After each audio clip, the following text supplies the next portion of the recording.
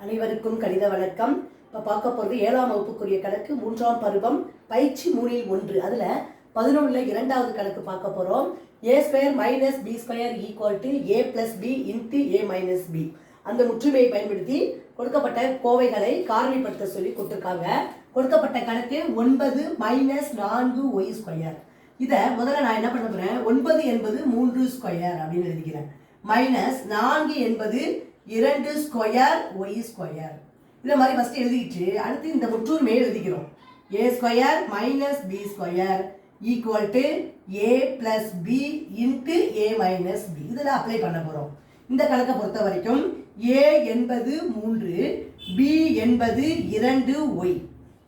இப்போ பார்த்தீங்கன்னா 3² - 2²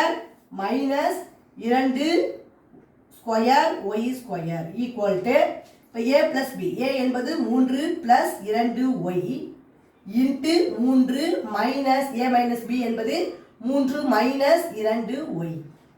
இதுதான் இந்த கணக்குக்குரிய விடையாகும். காரணிப்படுத்தும் பொழுது 3 + 2y × 3 - 2y அப்படின்னு கிடைச்சிருக்கு. புரிஞ்சுங்களா?